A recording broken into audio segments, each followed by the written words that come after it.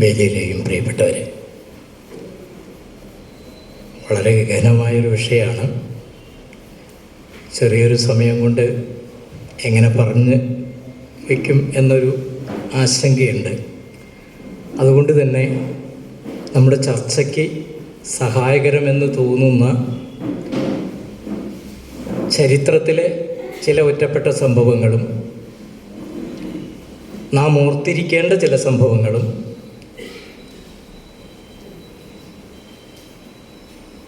നമ്മുടെ മുന്നിലെ ഉത്തരവാദിത്തങ്ങളെക്കുറിച്ചും എൻ്റേതായ ചില നിരീക്ഷണങ്ങൾ മാത്രം അവതരിപ്പിക്കാനാണ് ഞാൻ ശ്രമിക്കുന്നത്.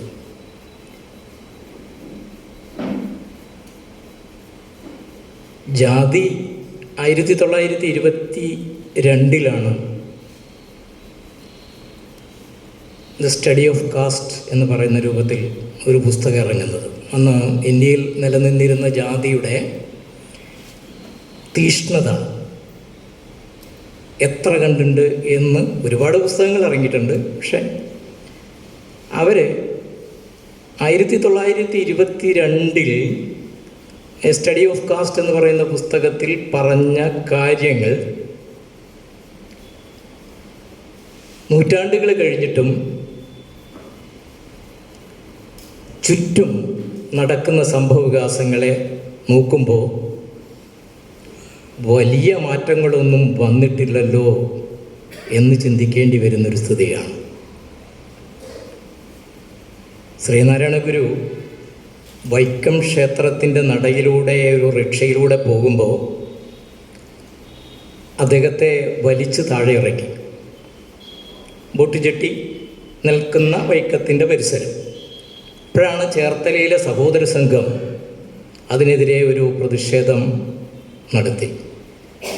ആ പ്രതിഷേധം നടത്തി കഴിഞ്ഞപ്പോൾ കേരളത്തിലെ വലിയ കവികളിൽ ഒരാളായ മൂലൂർ എസ് പത്മനാഭ പണിക്കരെ സവർണർ വിളിച്ചിരുന്നത് മുതു മരഞ്ചാടി എന്നാണ്. മുതു മരഞ്ചാടി എന്ന് സവർണ കോമരങ്ങൾ വിളിച്ചിരുന്ന മൂലൂർ എസ് പത്മനാഭ പണിക്കർ ഒരു കവിത എഴുതി. കേട്ടോ കേട്ടോ, വെമ്പനാട്ടു കായലിലും മുങ്ങി മരിക്കാനും ഇണ്ടം തുരുത്തിയുടെ ചീട്ടു വേണം പോൽ. വെമ്പനാട്ടു കായലിൽ മുങ്ങി മരിക്കാനും ഇണ്ടം തുരുത്തിയുടെ ചീട്ടു വേണം പോൽ. അതായിരുന്നു കേരളം. 1936 നമ്മുടെ തൊട്ടടുത്ത് ഒറ്റപ്പാലത്ത് ശിവരാമൻ, കണിയപ്പറമ്പത്ത് ശിവരാമൻ എന്ന് പറയുന്ന ഒരു ചെറുപ്പക്കാരൻ ഉപ്പ് വേണം എന്നൊരു കടയിൽ ചോദിച്ചു. ദളിതരും പിന്നോക്കക്കാരും പുളിച്ചതെന്നേ പറയാൻ പാടുള്ളൂ, ഉപ്പ് എന്ന് ചോദിച്ചതിന് അപ്പം തന്നെ തല്ലിക്കൊന്നു. ഇത് നമ്മുടെ തൃശ്ശൂർ ജില്ലയുടെ പുറത്ത് നടന്ന സംഭവങ്ങൾ. ഇപ്പോൾ കുട്ടംകുളം സമരവുമായി ബന്ധപ്പെട്ടാണ്. ഈ കുട്ടംകുളം സമരത്തിൻ്റെ ഇപ്പോൾ എൻ്റെയൊക്കെ രാഷ്ട്രീയ ജീവിതത്തിലെ ആ സമരത്തിൻ്റെ നേതാക്കന്മാരുടെ കഥകൾ കേട്ടാണ് ഏത് പ്രതിസന്ധിയിൽ ഇങ്ങനെ മുന്നോട്ട് പോകുന്നതിനുള്ളൊരു ഊർജ്ജം എൻ്റെ മനസ്സിലൊക്കെ കത്തി നിൽക്കുന്നത്. എൻ്റെയും കിട്ടമാഷയൊക്കെ നാട്ടിൽ കമ്മ്യൂണിസ്റ്റ് പാർട്ടി കെട്ടിപ്പടുക്കാൻ വേണ്ടി പുല്ലൂർ ഭാഗത്തു നിന്ന് ചില ബീഡി തൊഴിലാളികൾ ഞങ്ങളുടെ നാട്ടിൽ വന്നിരുന്നു. അപ്പോൾ അവർ പറഞ്ഞു തന്നിരുന്ന കഥകളിൽ പി കെ കുമാരനും അതേപോലെ തന്നെ കെ വി ഉണ്ണിയും അതേപോലെ തന്നെ ഉള്ള സഖാക്കളുടെയൊക്കെ തന്നെ സ്മരണകൾ, ആ സ്മരണകൾ ഇങ്ങനെ അവരെങ്ങനെയാണ് സമരം ചെയ്തതെന്നൊക്കെ കേട്ട് ചെറിയ പ്രായത്തിൽ വളർന്ന് വന്ന ഒരാളാണ് ഞാൻ. കുടുംബസഖാവിനെ സംബന്ധിച്ചിടത്തോളം അടിയന്തരാവസ്ഥയിൽ എനിക്ക് ഒളിവിൽ പാർക്കാനുള്ള സൗകര്യവും തന്ന ഒരു സഖാവാണ്. അവരുടെ സഹോദരന്മാരുടെ മക്കളൊക്കെ ഞങ്ങളുടെ സഖാക്കളായിരുന്നു ഒരു കാലത്ത്. ഞാൻ അതിൻ്റെ മറ്റു ചരിത്രത്തിലേക്കൊന്നും പോകുന്നില്ല. ഒരു കാര്യം ടീച്ചർ പറഞ്ഞു, ഇരിങ്ങാലക്കുട ഇപ്പോൾ പൊളിച്ചു കളഞ്ഞ ഇരിങ്ങാലക്കുട പോലീസ് സ്റ്റേഷനിൽ അവർക്ക് നേരിടേണ്ടി വന്ന അനുഭവം. പൊളിച്ചു കളയാത്തൊരു സ്ഥലമുണ്ട്, അത് പുല്ലൂർ അണ്ടിക്കമ്പനിയുടെ പരിസരത്തുള്ളൊരു കാനയാണ്. ആ പുല്ലൂർ അണ്ടിക്കമ്പനിയുടെ പരിസരത്തൊരു കാനയിൽ KVK വാര്യരെയും സഖാവ് കുറുമ്പയെയും മർദ്ദിച്ച് മരിച്ചു എന്ന് പറഞ്ഞ് വലിച്ചെറിഞ്ഞ കാന ഇപ്പോഴും അവിടെ ഉണ്ട്. അത് വേറൊരു ചരിത്രത്തിൻ്റെ ഒരു ഭാഗമായി കിടക്കുകയാണ്. അപ്പോൾ നമ്മൾ ഇങ്ങോട്ട് പോകുമ്പോൾ കുറുക്കഞ്ചേരിയിൽ അമ്പലത്തിൻ്റെ തൊട്ടപ്പുറത്ത് ഒരു സ്കൂളുണ്ട്, ബോധാനന്ദ സ്വാമിയുടെ സ്കൂളുണ്ട്. ബോധാനന്ദ സ്വാമിയുടെ ചരിത്രം വേണ്ടത്ര നമ്മുടെ കേരളീയ ചരിത്രമൊക്കെ പറയുന്ന സമയത്ത് വേണ്ടത്ര ആളുകൾക്ക് പിടികിട്ടിയിട്ടില്ല. നമ്മൾ തിന്നുന്ന ഈ ബോണ്ടയുണ്ടല്ലോ, ഈ ബോണ്ട എന്ന് പറയുന്നത് ബോധാനന്ദ സ്വാമിയുടെ ഒരു സംഭാവനയാണെന്ന് നമ്മൾ മനസ്സിലാക്കണം. താണിശ്ശേരിയിൽ ശ്രീനാരായണ ഗുരു 10 പുലയും ആചരിക്കാൻ തീരുമാനിച്ചു കഴിഞ്ഞപ്പോൾ മേലോത്തുപറമ്പിൽ കൊച്ചുകൃഷ്ണൻ എന്ന് പറയുന്ന ഒരാളുടെ മരണമുണ്ടായി കഴിഞ്ഞപ്പോഴാണ് ആദ്യമായി കേരളത്തിൽ 10 പുലയും ആചരിച്ചത്. ബ്രാഹ്മണർക്ക് മാത്രമേ 10 പുലയും ആചരിക്കാനുള്ള അവകാശം ഉണ്ടായിരുന്നുള്ളൂ. ആ കുടുംബം 10 പുലയും ആചരിച്ചു കഴിഞ്ഞപ്പോൾ കൊച്ചി രാജ്യത്ത് അന്നുവരെ കാണാത്ത രൂപത്തിലുള്ള നായർ ഈഴവ കലാപമുണ്ടായി. നായർ ഈഴവ കലാപമുണ്ടായ സമയത്ത് ബോധാനന്ദ സ്വാമി ധർമ്മപട സംഘം എന്ന് പറയുന്നൊരു സംഘം രൂപീകരിച്ചു. അങ്ങ് ഷൊർണൂർ മുതൽ കൊച്ചിയുടെ അതിർത്തിയിൽ വരെ എവിടെയൊക്കെ ജാതി വിവേചനമുണ്ടോ അവിടെയൊക്കെ തന്നെ അവർ സംരക്ഷിക്കുന്നതിന് വേണ്ടിയുള്ള ഒരു ചുവന്ന പട്ട്, കട്ടിയാവ് എന്നാ കാലത്ത് പറയുന്ന ചുവന്ന കട്ടിയാവ് എടുത്ത് അടിച്ചാൽ ഒടിയാത്ത കരിങ്കാലിയുടെ വടിയുമെടുത്ത് ഒരു സംഘമുണ്ടാക്കി. ആ സംഘം തൃപ്രയാറപ്പൻ്റെ ആറാട്ടുപുഴയിലേക്ക് പോകുന്ന ഘോഷയാത്രയിൽ ഈഴവർക്കൊന്നും പ്രവേശനമില്ല. അങ്ങനെ പോകുന്ന സമയത്ത് ഇവർ നായർ വേഷം കെട്ടി അന്നത്തെ കൊച്ചിയിലെ ചീഫ് ജസ്റ്റിസിൻ്റെ മഞ്ചൽ ചുമന്നു. കൊച്ചിയിലെ ആളുകളുടെ മഞ്ചൽ ചുമന്ന് കുറച്ചങ്ങ് എത്തിക്കഴിഞ്ഞപ്പോൾ, അതായത് പെരിങ്ങോട്ടുകരയിൽ നിന്ന് പോയി ചിറക്കിലെത്താറായി കഴിഞ്ഞപ്പോഴേക്കും സവർണർക്ക് മനസ്സിലായി ഇത് ഈ മഞ്ചൽ ചുമന്ന് വരുന്ന നായന്മാരല്ല, ഈഴവരാണ്. അപ്പോൾ അവരവിടെ ചിറക്കൽ, ഇന്നത്തെ നമ്മുടെ ചിറക്കൽ ആയിരക്കണക്കിന് ആളുകൾ ആയുധങ്ങളുമായി തടിച്ചു കൂടി. ആ കൂടിയ സമയത്ത് ഇന്ത്യയുടെ ചരിത്രത്തിൽ ആദ്യമായി നായ്ക്കളെ സൈന്യമാക്കി മാറ്റിയ ഒരാളായിരുന്നു നമ്മുടെ ബോധാനന്ദ സ്വാമി. 500 പട്ടികളെ, നായ്ക്കളെ പരിശീലിപ്പിച്ചിരുന്നു. 500 നായ്ക്കളെ പരിശീലിപ്പിച്ചിരുന്നു ബോധാനന്ദ സ്വാമികൾ. വലിയ ആൾക്കൂട്ടം ഇപ്പുറത്ത് നടക്കുന്നത് കണ്ടു കഴിഞ്ഞപ്പോൾ അദ്ദേഹം ഈ നായ്ക്കളെ നമ്മുടെ ചിറക്കൽ അങ്ങാടി ആ പരിസരത്തേക്ക് അഴിച്ചുവിട്ട് ഈ 500 നായ്ക്കളും കുരച്ച് സവർണപ്പടയുടെ നേരെ കുരച്ചെത്തിക്കഴിഞ്ഞപ്പോഴേക്കും വിരുണ്ടോടി. കുറച്ച് ആളുകൾ നിന്നു. 40 മിനിറ്റോളം വലിയ സംഘടനമുണ്ടായി. അവസാനം മഞ്ചൽ താഴ്ത്തി വെച്ച് കഴിഞ്ഞിട്ട് ചീഫ് ജസ്റ്റിസിൻ്റെ കയ്യിൽ നിന്ന് ആറാട്ടുപുഴ പൂരത്തിന് ഇഴവരടക്കമുള്ള ആളുകൾക്ക് പോകാനുള്ളൊരവകാശം രേഖാപരമായി അദ്ദേഹം പറഞ്ഞു, നിങ്ങൾ അനുവദിച്ചോ? പറ്റില്ല എന്ന് പറഞ്ഞു. സീല് വെച്ച് ഒപ്പ് വേണം. ഇപ്പോൾ കൊച്ചിയുടെ നമ്മുടെ ആർക്കൈവ്സിൽ അദ്ദേഹം ഒപ്പുവെച്ച ആ രേഖ നമുക്ക് ചെന്നാൽ പരിശോധിച്ചാൽ നമുക്ക് കാണാം. അങ്ങനെയാണ് പിന്നീട് ഈ വിളക്കും പറയും വെച്ച് ആറാട്ടുപുഴ പൂരം പോകുമ്പോൾ ഇഴവ കുടുംബങ്ങൾക്ക് ഉള്ളൊരവകാശം കിട്ടിയത് ആ പ്രക്ഷോഭത്തിന് ശേഷമാണ്. അപ്പോൾ ഈ ധർമ്മപട സംഘത്തിന് അങ്ങനെ പോകുമ്പോൾ ഹോട്ടലുകളിൽ കയറിയിട്ടൊന്നും ഭക്ഷണം കഴിക്കാൻ പറ്റില്ല. അപ്പോൾ അതിന് പകരം അദ്ദേഹം കണ്ടെത്തിയതാണ് അരിയും ശർക്കരയും നാളികേരവും ആരോഗ്യം നിലനിർത്താൻ പറ്റുന്ന പോഷക സമൃദ്ധമായ സാധനങ്ങൾ ഉണ്ടാക്കുന്ന ബോണ്ട എന്ന് പറയുന്നൊരു സംവിധാനം. ആ ധർമ്മപട സംഘം സഞ്ചരിക്കുന്ന സമയത്ത് അവരുടെ കയ്യിലെ ഒരു തുണിക്കെട്ടുണ്ടാകും. ആ തുണിക്കെട്ടിൽ ഈ സാധനം ഉണ്ടാകും. അത് പൊടിച്ച് തിന്ന് ഈ കൊച്ചിയിൽ എവിടെയൊക്കെ ജാതിവിരുദ്ധ പ്രശ്നമുണ്ടോ അവിടെയൊക്കെ പോകുമ്പോൾ അവർക്ക് ഭക്ഷിച്ച് അവർക്ക് മുന്നോട്ട് പോകാൻ കഴിയുന്ന തരത്തിൽ ഉള്ള ഒരു കാര്യം. നമ്മളിങ്ങനെ നടന്നു പോകുമ്പോൾ ഒരു ബോധാനന്ദൻ്റെ ഒരു സ്കൂളും, ആരാണ് ബോധാനന്ദൻ, എന്താണ് ബോധാനന്ദൻ്റെ ചരിത്രം എന്ന് പറഞ്ഞാൽ ഇപ്പോൾ നമ്മൾ കുട്ടംകുളത്തിൻ്റെയും മറ്റ് സമര ചരിത്രമൊക്കെ എടുത്ത് നോക്കുമ്പോൾ പോലും നമുക്ക് അജ്ഞാതമായി നമുക്ക് ചുറ്റും കിടക്കുന്ന ചില ചരിത്രങ്ങളും കൂടി നിലനിൽക്കുന്നുണ്ട്. ജാതിയെക്കുറിച്ച് ഒരുപാട് ആളുകൾ ഇന്ത്യയിൽ ഇപ്പോഴും വലിയ പ്രശ്നങ്ങളായി നിലനിൽക്കുന്ന, അംബേദ്കർ പഠിച്ചിട്ടുണ്ട്, ഒരുപാട് ആളുകൾ ഫുലെ പഠിച്ചിട്ടുണ്ട്, ഒരുപാട് ആളുകൾ ജാതിയെക്കുറിച്ച് ഇഷ്ടംപോലെ കാര്യങ്ങൾ പറഞ്ഞിട്ടുണ്ട്. അതിലെ പ്രശ്നങ്ങളിലേക്കൊന്നും ഞാൻ കടക്കുന്നില്ല. ആചാരത്തെ സംബന്ധിച്ചിടത്തോളം ഇപ്പോൾ നമുക്ക് കോസാംബിയാണ് ആചാരം എന്താണ് എന്നതിനെക്കുറിച്ച് നമുക്ക് മനസ്സിലാകുന്ന രൂപത്തിലൊരു കാര്യം പറഞ്ഞു വന്നത്. യുദ്ധം പോലെ തന്നെ സാമൂഹ്യ ഘടനയിൽ നിലനിൽക്കുന്ന ഒരു രൂപമാണ് ഈ ആചാരം. അത് ഒരു യുദ്ധം തന്നെയാണ് എന്ന് ആചാരത്തെക്കുറിച്ച് കോസാംബി പറഞ്ഞു വെച്ചിരിക്കുന്നൊരു കാര്യമുണ്ട്. ഒരു യുദ്ധം തന്നെയാണ്. കാരണം എന്താ? ആചാരങ്ങളെ സംബന്ധിച്ചിടത്തോളം അതിന് ചോദ്യം ചെയ്യും. ഇപ്പോൾ തിരുവിതാംകൂറിൽ പണ്ട് സവർണരൊന്നുമല്ല, സവർണർക്ക് അതിനേക്കാൾ വലിയ സാവർണ്യം വെച്ചിരുന്ന ഈ പഴയ കാലത്തെ ശുചീന്ദ്രൻ ക്ഷേത്രത്തിൻ്റെ ചുറ്റുമുള്ള പിന്നോക്കക്കാരുടെ പീഡിക സംഘം എന്ന് പറയുന്ന ഒരു സംഘടന ഉണ്ടായിരുന്നു. വർഷാവർഷം സമ്മേളനം ചേരും. ആ വർഷാവർഷം വാർഷിക സമ്മേളനം ചേരുന്ന ഈ ശൂദ്ര വിഭാഗത്തിൽപ്പെട്ട ആളുകളുടെ വാർഷിക സമ്മേളനമാണ് ആരൊക്കെ ആചാരം ലംഘിച്ചു അവരെയൊക്കെ എങ്ങനെ ശിക്ഷിക്കണം, മറയ്ക്കാൻ പോയി കഴിഞ്ഞപ്പോൾ അവരെ എങ്ങനെ ശിക്ഷിക്കണം, സാമൂഹ്യ ബഹിഷ്കരണത്തിൻ്റെ പ്രശ്നങ്ങളൊക്കെ തന്നെ കൊണ്ടുവന്നതും കേരളത്തിൻ്റെ ഒരു ചരിത്രമാണ് എന്ന് നമ്മൾ മനസ്സിലാക്കണം. പിന്നെ ടീച്ചർ നേരത്തെ ചോദിച്ച പോലെ എങ്ങനെയാണ് നമ്മൾ പുറകോട്ട് നടക്കുന്നത്? ശബരിമല വിവാദമുണ്ടായ സമയത്ത് മാതൃഭൂമി വീക്കിലിയിൽ, അയാളുടെ പേര് ഞാൻ മറന്നുപോയി, ഒരു കവിത വന്നിരുന്നു. പിന്നോട്ട് നടക്കുന്ന ജീവി ഏതാണ്, പിന്നോട്ട് നടക്കുന്ന ജീവി ഏതാണ്? അതിൽ അദ്ദേഹം എഴുതിയത്, ചരിത്രകാരനായ NN നമ്പൂതിരി മലയാളിയെക്കുറിച്ച് മലയാളുന്നവൻ മലയാളി എന്ന ഒരു വ്യാഖ്യാനം NN നമ്പൂതിരി കൊടുത്തിട്ടുണ്ട്. എന്നിട്ട് ആ കവിതയിൽ പറഞ്ഞത് മലയാളുന്നവൻ മലയാളി, പുറകോട്ട് നടക്കുന്ന ജീവി എന്ന് പറയുന്ന രൂപത്തിലേക്ക് കാര്യങ്ങൾ എത്തുകയാണ്. പ്രബുദ്ധ കേരളം, നമ്മുടെ പ്രബുദ്ധതയ്ക്ക് എന്താണ് സംഭവിച്ചത്? ഇപ്പം നേരത്തെ പറഞ്ഞല്ലോ, നവോത്ഥാനം കേരളത്തിൻ്റെ സംബന്ധിച്ചിടത്തോളം വലിയ കാരണം കണ്ടുകൂടായ്മയുണ്ടായിരുന്ന സ്ഥലം ഇതാണ്. കണ്ടുകൂടായ്മ. ഹിന്ദു രാഷ്ട്രം എന്ന് തന്നെ പ്രഖ്യാപിച്ചത് തിരുവിതാംകൂറായിരുന്നു. തിരുവിതാംകൂറും കൊച്ചിയായിരുന്നു.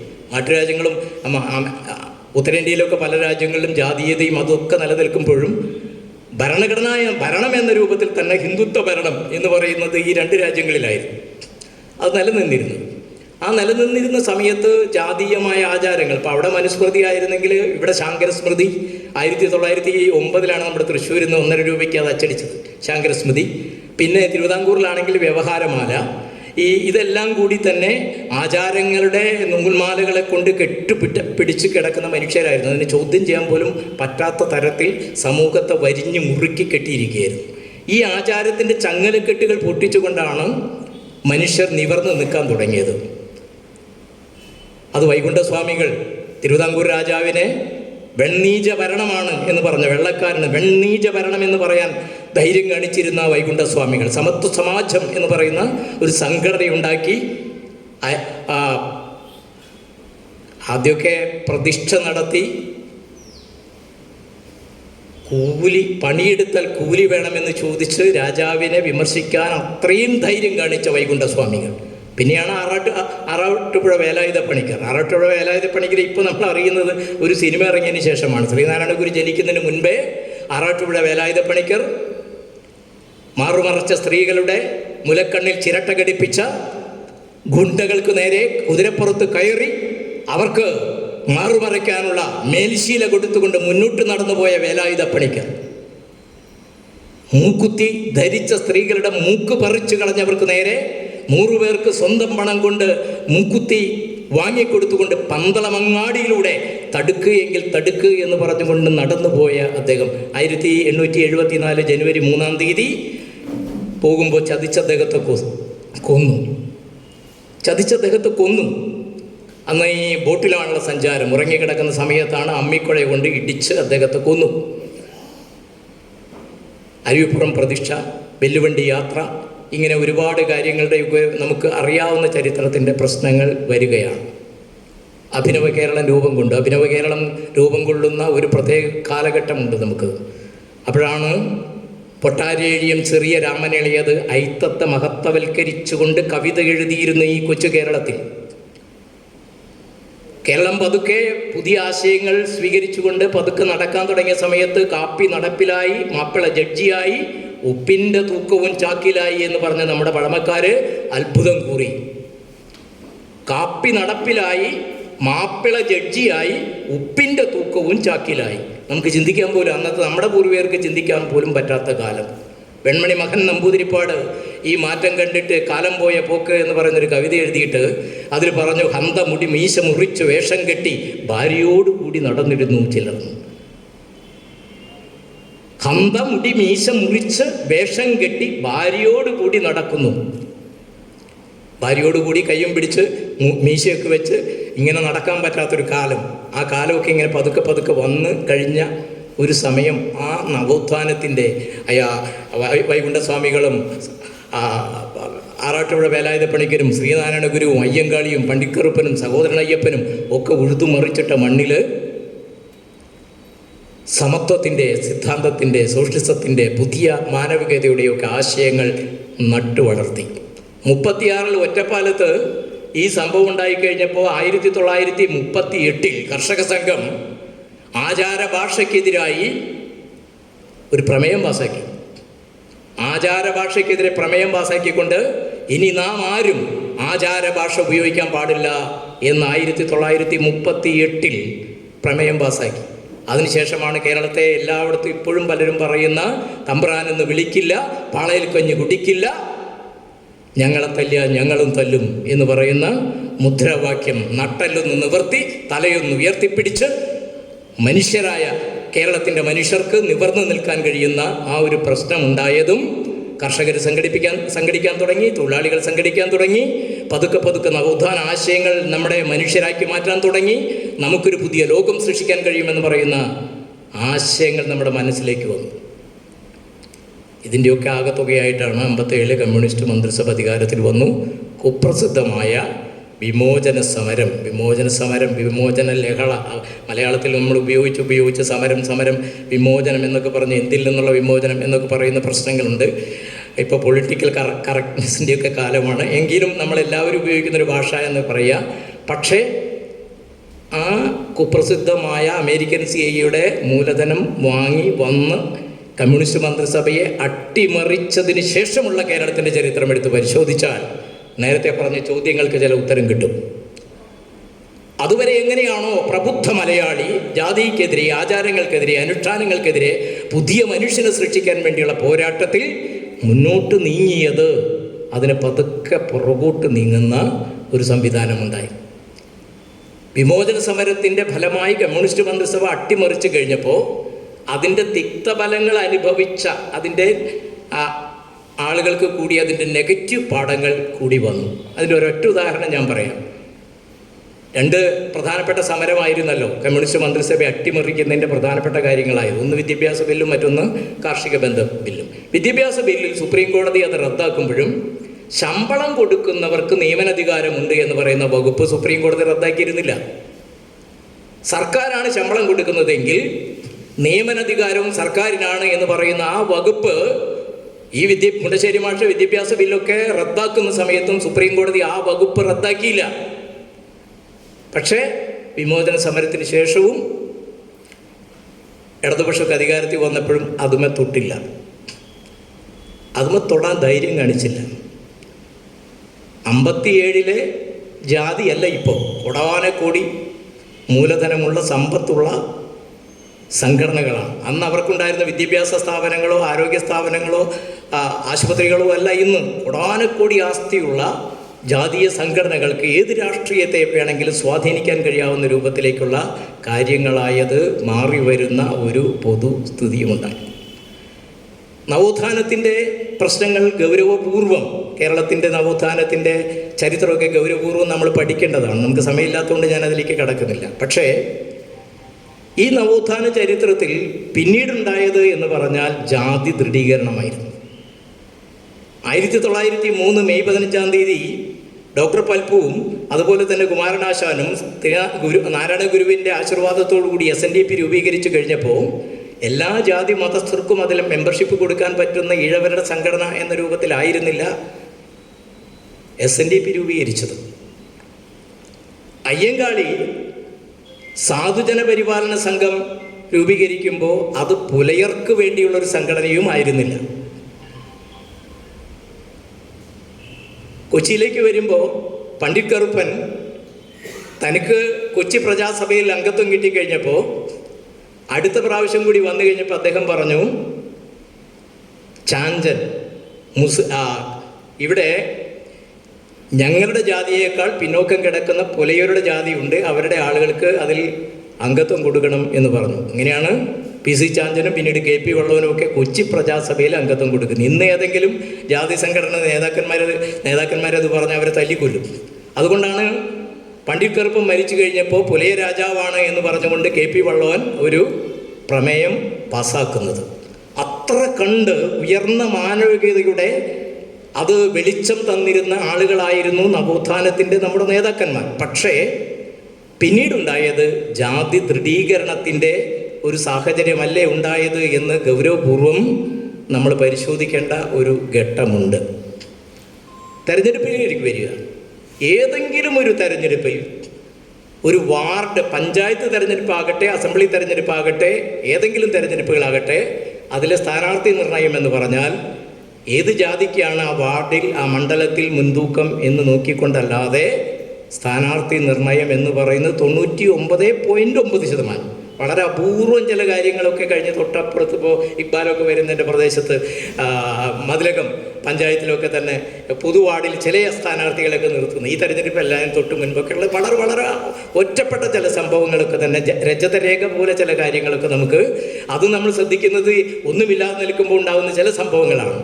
അപ്പം ജാതിയെ നമ്മളെ സംബന്ധിച്ചിടത്തോളം ദൃഢീകരിക്കുന്ന രൂപത്തിൽ, സമ്പത്തിൻ്റെ അടിസ്ഥാനത്തിൽ, അധികാരത്തിൻ്റെ അടിസ്ഥാനത്തിലൊക്കെ തന്നെ ദൃഢീകരിക്കുന്ന സംഭവവികാസങ്ങളും കൂടി ഉണ്ടായിട്ടില്ലേ എന്നും ഗൗരവപൂർവം നമ്മൾ ചർച്ച ചെയ്തെങ്കിൽ മാത്രമേ ഇതിനെതിരായിട്ടുള്ള പോരാട്ടം എങ്ങനെ നമുക്ക് കരുപ്പിടിപ്പിക്കാൻ പറ്റും എന്ന ചിന്തയും നമ്മുടെ മനസ്സിലേക്ക് വരും. ഇപ്പോൾ രാഷ്ട്രീയമായിട്ടുള്ള ഒരു ചോദ്യവും കൂടി നമുക്കൊന്ന് തിരിഞ്ഞു നോക്കണം.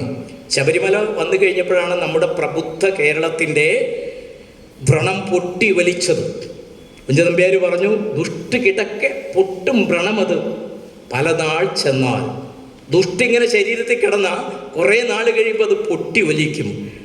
ആ ആചാര അശ്ലീലത്തിൻ്റെ വ്രണം പൊട്ടി വലിച്ചത് ശബരിമല വിധി വന്നു കഴിഞ്ഞപ്പോൾ കേരളത്തിൽ നമ്മൾ കണ്ടപ്പോൾ നാം എവിടെയാണ് നിൽക്കുന്നത് എന്ന് കണ്ണു തുറന്ന് നോക്കാൻ നമുക്ക് കഴിഞ്ഞു. പ്രബുദ്ധ കേരളം. ഇതൊക്കെ ചില ആളുകൾ ചൂണ്ടിക്കാണിച്ചിട്ടുണ്ട്. 1980 ടി കെ രാമേന്ദ്രൻ പറഞ്ഞിരുന്നു, കേരളത്തിൽ രാഷ്ട്രീയ ഇടതുപക്ഷം പ്രബലമാണ്, പക്ഷേ സാംസ്കാരിക ഇടതുപക്ഷം ദുർബലമാണ്. അതുമാത്രമല്ല അദ്ദേഹം പറഞ്ഞത്, അയിത്തവും അമ്പലപ്രവേശനവും ഒക്കെ നമുക്ക് കിട്ടി, അതൊക്കെ നിരോധിച്ചു, നല്ല കാര്യം. പക്ഷേ കീഴാള ജനവിഭാഗങ്ങളെ ബ്രാഹ്മണിക്കൽ ആചാരക്രമങ്ങളിലേക്ക് നാം തള്ളിവിടുകയും RSSന്റെ അജണ്ടയുടെ പാൻ ഹിന്ദുത്വ ഐഡന്റിറ്റിയിലേക്ക് ഇവരെ തള്ളിവിടുകയായിരുന്നില്ലേ എന്നുകൂടി നാം പരിശോധിക്കേണ്ടതുണ്ട് എന്നും ടി കെ രാമേന്ദ്രൻ അന്ന് പറഞ്ഞു. ടി കെ രാമേന്ദ്രൻ അടക്കമുള്ള ആളുകൾ കൂടി നിള പബ്ലിക്കേഷൻ എന്ന് പറയുന്ന ഒരു ഒരു ശ്രമം നടത്തി. അവിടെ കലാവിമർശനം ഒരു മാർക്സിസ്റ്റ് മാനദണ്ഡം എന്ന് പറയുന്നൊരു പുസ്തകം എഴുതി.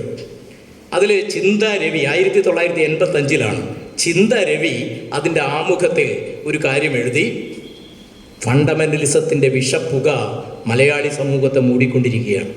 അന്ന് RSSന്റെ ശാഖകളൊന്നും ഇങ്ങോട്ട് വന്നിട്ടില്ല, ശ്രീകൃഷ്ണ ജയന്തി ഇങ്ങോട്ട് വന്നിട്ടില്ല, ഹനുമാൻ ജയന്തി ഇങ്ങോട്ട് വന്നിട്ടില്ല, പൊങ്കാല അടുപ്പുകളുടെ പുകയൊന്നും നമ്മുടെ തെരുവുകളിൽ മുഴങ്ങിയിട്ടില്ല, അല്ലെങ്കിൽ വന്നിട്ടില്ല, ആൾദൈവങ്ങളുടെ പരമ്പര ഉണ്ടായിട്ടില്ല. ആ സമയത്താണ് പറഞ്ഞത്. ഇപ്പോൾ നമുക്ക് ലഭ്യമാകുകയാണ്. നമുക്കിപ്പോൾ ആളുകൾ നോക്കുന്നത് എത്ര പഞ്ചായത്തിൽ RSSകാർ BJP ജയിച്ചിട്ടുണ്ട്, എത്ര വോട്ടുണ്ട്, 14% താഴെ, ശതമാനക്കണക്ക് മാത്രം നോക്കുകയാണ്. കേരളത്തിലെ എല്ലാ കാലത്തും ഇടതുപക്ഷം സംസ്ഥാനത്ത് അധികാരത്തിലില്ലെങ്കിൽ പോലും കേരളത്തിൻ്റെ സാംസ്കാരിക അജണ്ട നിശ്ചയിച്ചിരുന്ന ഇടതുപക്ഷമായിരുന്നു. ഇപ്പതാണോ ചോദിച്ചാൽ അല്ല. ശ്രീകൃഷ്ണ ജയന്തി നടത്തുമ്പോൾ എന്നാൽ ഞങ്ങളും ശ്രീകൃഷ്ണ ജയന്തി. എന്നിട്ട് ചോദ്യം എന്താ? അല്ലെങ്കിൽ അവർ കൊണ്ടുപോകും. ഹനുമാൻ ജയന്തി നമ്മൾ കേട്ടിട്ട് പോലുമില്ല. അത് ആചരിക്കുക, അല്ലെങ്കിൽ വരിക. അമ്പല കമ്മിറ്റികൾ മുഴുവൻ RSS പിടിക്കുക. അപ്പം നമ്മൾ പിടിച്ചവരൊന്നും, അങ്ങോട്ട് വിട്ടവരൊന്നും പിന്നെ ഇങ്ങോട്ട് തിരിച്ചു വന്നിട്ടില്ല. അപ്പം ഇവിടെ പ്രശ്നം എങ്ങനെയാണ് ഈ വിഷയത്തെ അഡ്രസ് ചെയ്യുക? കമ്മ്യൂണിസ്റ്റ് പാർട്ടിയുടെ അംഗങ്ങളോ അതേപോലെ ഇടതുപക്ഷത്തിലെ അംഗങ്ങളും മുഴുവൻ തന്നെ ഭൗതികവാദികളും അതുപോലെ എല്ലാത്തിനും ആളുകളായി മാറണമെന്ന് ആരും വാശി പിടിക്കില്ല. പക്ഷേ ആശയവാദത്തിൻ്റെയും ഭൗതികവാദത്തിൻ്റെയും 2 അതിർവരമ്പുകളുണ്ട് എന്നും അതിനെ എങ്ങനെ സമരം ചെയ്യണം എന്ന ഒരു തീരുമാനം നമുക്കില്ലെങ്കിൽ ഈ കുത്തിയൊഴുക്ക് കണ്ട് ആളുകൾ അമ്പരന്നിങ്ങനെ നിൽക്കും. കാലം പോയ പോക്ക് എന്ന് അന്ന് വെൺമണി മഹൻ നമ്പൂതിരിപ്പാട് എഴുതുന്ന പോലെ ഇപ്പോൾ വേറെ തരത്തിൽ ഇതെന്ത് സംഭവിക്കുന്നു എന്ന് പറഞ്ഞുകൊണ്ട് പകച്ച് നിൽക്കുമ്പോൾ ഒരു കാര്യം കൂടി പറഞ്ഞ് നിർത്താം. ഇത് വെറും ഒരു ആചാരത്തിൻ്റെ മാത്രം കടന്നുവരവല്ല എന്ന് കൂടി നാം മനസ്സിലാക്കണം. നമ്മുടെ കേരളത്തിലേക്ക് കുത്തി വിമോചന സമരത്തിലാണ് ഈ വിദേശ പണം ഇങ്ങോട്ട് വന്നതെങ്കിൽ കർക്കിടക മാസം നമുക്കില്ലല്ലോ. ഇപ്പോൾ 1980 വാഷിങ്ടണിൽ Carnegie endowment for international peace എന്ന് പറയുന്ന അമേരിക്കൻ സിഐയുടെ ഒരു പുത്രികാ സ്ഥാപനം ഒരു സമ്മേളനം നടത്തി ഇന്ത്യയിൽ ഒരു അജണ്ട സെറ്റ് ചെയ്തു. 3000-ഓളം ക്ഷേത്രങ്ങൾ തർക്ക പ്രശ്നമാക്കണം. ആ വർഷം തന്നെ വിശ്വ ഹിന്ദു പരിഷത്തിൻ്റെ സാർവദേശീയ സമ്മേളനം വാഷിങ്ടണിൽ നടന്നു. അവർ ഈ Carnegie endowment for international peace എന്ന് പറയുന്ന സംഘടന മുന്നോട്ട് വെച്ച 3000 ക്ഷേത്രങ്ങൾ തർക്ക പ്രശ്നമാക്കണമെന്ന് പറയുന്ന അജണ്ട മുന്നോട്ട് വെച്ചു. ആരാധനാലയങ്ങൾ അത് ഒന്നാമതായി ഏറ്റെടുത്തു ബാബറി മസ്ജിദ്. ആ വർഷം പിറ്റേ വർഷം കൊച്ചിയിൽ ഏപ്രിൽ 4 മുതൽ 5 വരെ 81 കൊച്ചിയിൽ വിശാല ഹിന്ദു സമ്മേളനം ചേർന്നു. ആ വിശാല ഹിന്ദു സമ്മേളനത്തിൻ്റെ സംഘാടകർ ജൂൺ 6-7 തീയതികളിൽ കൊച്ചി ദക്ഷിണ ഹിന്ദി പ്രചാര സഭയിലെ യോഗം ചേർന്ന് MR ശ്രീനിവാസൻ്റെ നേതൃത്വത്തിൽ ഒരു യോഗം ചേർന്ന് കർക്കിടക മാസത്തെ രാമായണ മാസമാക്കി മാറ്റാൻ തീരുമാനിച്ചു. ഇപ്പോൾ നമുക്ക് പഞ്ഞക്കർക്കിടകമില്ല, രാമായണ മാസം. 1951 MN ശ്രീനിവാസൻ എന്ന് പറയുന്ന ഒരാൾ ഈ ജാതീയ ബ്രാഹ്മണിക്കൽ ഐഡിയോളജിയുമായി ബന്ധപ്പെട്ടുകൊണ്ട് പിന്നോക്ക ജനവിഭാഗത്തെ എങ്ങനെയാണ് അടുപ്പിക്കുക എന്ന് പറയുന്നതിനെ ഒരു സംസ്കൃതവൽക്കരണം എന്ന് പറയുന്ന ഒരു അജണ്ട മുന്നോട്ട് വെച്ചു 1951. പിന്നീടാണ് നമ്മൾ കേൾക്കുന്നത് ബ്രാഹ്മണിക്കൽ കൾച്ചറൽ അക്രഡേഷൻ എന്ന് പറയുന്നൊരു പരിപാടി. ഇതിലൂടെ ശ്രീനിവാസൻ പറഞ്ഞത് ഈ ബ്രാഹ്മണരാചരിക്കുന്ന ആചാരക്രമങ്ങളൊക്കെ നമ്മൾ പാലിച്ചു കഴിഞ്ഞാൽ നമ്മളും അവർക്ക് തുല്യമായി മാറും, നമ്മുടെ സോഷ്യൽ സ്റ്റാറ്റസ് പതുക്കെ അങ്ങോട്ട് മുന്നോട്ട് പോകും. അപ്പോൾ മരിച്ച വീട്ടിൽ ചെന്നിട്ട് മാത്രം നമ്മളൊന്ന് ഈ മന്ത്രം ചൊല്ലുന്ന ഒന്ന് കേട്ടാൽ മതി, നിങ്ങൾക്ക് മനസ്സിലാവും നമ്മളെവിടെ എത്തി നിൽക്കുന്നതെന്ന്. പരശുരാമൻ മഴുവെറിഞ്ഞ് നേടിത്തന്ന് ദാനം ചെയ്ത ഈ ഭൂമി എന്ന് പറഞ്ഞിട്ട് അവർ 2 മിനിറ്റ് നമ്മൾ ഈ ആരും വിശ്വാസമുള്ളവരും ഇല്ലാത്തവരും ഒക്കെ തന്നെ മരിച്ചു കഴിഞ്ഞാൽ ചൊല്ലുന്ന മന്ത്രം ഒരു നിമിഷമെന്ന് നമ്മൾ നോക്കിക്കഴിഞ്ഞാൽ ആ പരിപാടിയിലേക്ക് നമ്മളെ പോകുന്ന ജനിച്ചു കഴിഞ്ഞാൽ മരണം വരെയുള്ള കാലത്ത് മുഴുവനുള്ള ആചാരങ്ങളിലും അനുഷ്ഠാനങ്ങളിലും ഒക്കെ കൊണ്ടുപോവുകയും സ്വാഭാവികമായി ഫിനാൻസ് മൂലധനത്തിൻ്റെ താല്പര്യങ്ങൾ നടപ്പാക്കുന്നവരായി മാറുകയും ജാതിയുടെയും മതത്തിൻ്റെയും ഒന്നിച്ചു നിന്ന് ഈ വ്യവസ്ഥയ്ക്കെതിരെ പോരാടേണ്ട ശക്തികളെ ജാതിയുടെയും മതത്തിൻ്റെ ആചാരത്തിൻ്റെ അനുഷ്ഠാനത്തിൻ്റെ ഒക്കെ പേരിൽ ഭിന്നിപ്പിക്കുകയും ചെയ്യുന്ന ഈ ശക്തികളെ നമ്മൾ ശരിക്കും തിരിച്ചറിഞ്ഞില്ലെങ്കിൽ നമ്മുടെ പോരാട്ടത്തിൻ്റെ കുന്തമന ഒടിഞ്ഞു പോകും. അപ്പോൾ സ്വാഭാവികമായി ചിതറിയ ചിന്തകളും പ്രശ്നങ്ങളും കൂടി മാത്രമാണ് ഞാൻ അവതരിപ്പിച്ചത്. അതുകൊണ്ട് നമുക്ക് രാഷ്ട്രീയമായി നമുക്ക് പുറകോട്ട് നോക്കണം. നമ്മുടെ പുറകോട്ട് വലിച്ച ശക്തികളുടെ പിന്നിൽ ചരട് വലിച്ച ശക്തികളെ നാം മനസ്സിലാക്കണം. നമുക്ക് പറ്റിയ വീഴ്ചകളെ ഗൗരവത്തോടുകൂടി കാണണം.